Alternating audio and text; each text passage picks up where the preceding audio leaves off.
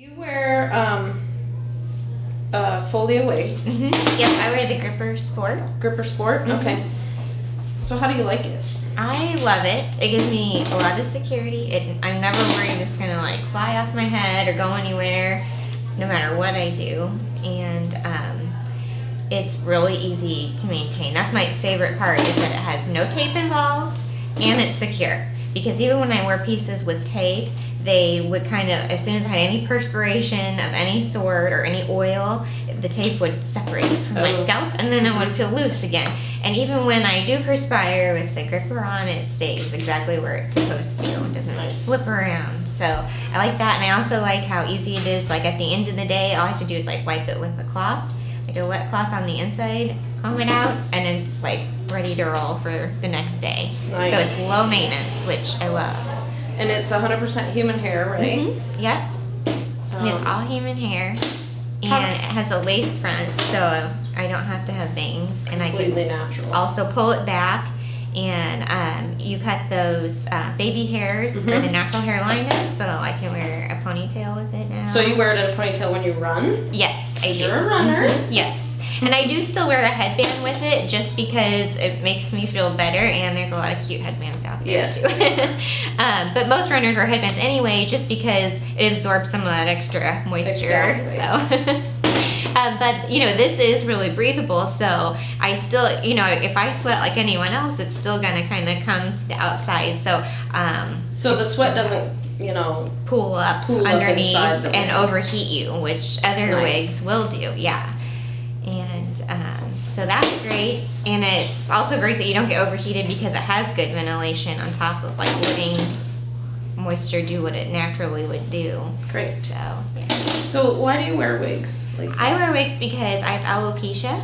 Okay. And when I was 18, I had alopecia areata, so I had patches of hair kind of falling out for about a year. And so I was able to kind of come over it a little bit here and there. Had I known that toppers existed then, I would definitely have used one because I did all kinds of crazy things trying to cover up my patches.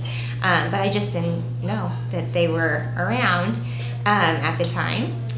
And then when I was about 19, right before I turned 19, there was a period of 2 weeks where all my hair just fell out. Wow. And so that was pretty devastating.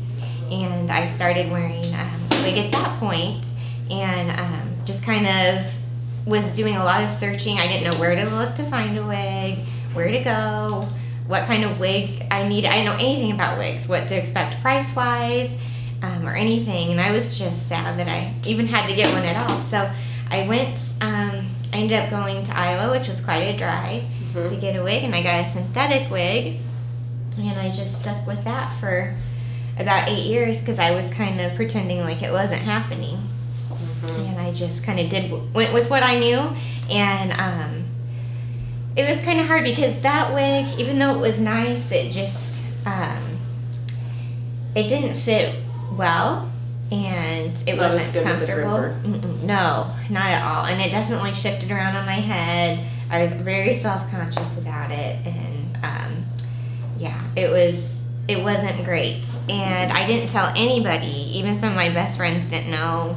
They might have suspected I wore a wig because it didn't look the most natural, but we never talked about it because I couldn't talk about it without crying and feeling really embarrassed. But then my boyfriend found Folia and kind of convinced me to give them a try, and I did. And as soon as I started wearing a gripper, I felt 100% better about my alopecia. And this is like 8 years into the whole ordeal. Wow. So, yeah. So then it just changed my life. That's when I started running because I felt like I could. Before, I really felt like I couldn't do anything. Like, I didn't even feel like I could go, like, on a boat ride because my hair might fly off, So, I pretty much just stuck to doing what I had to do to get through life. Like, I would go to school or work, whichever I was doing at the time, and go home, and that was pretty much it.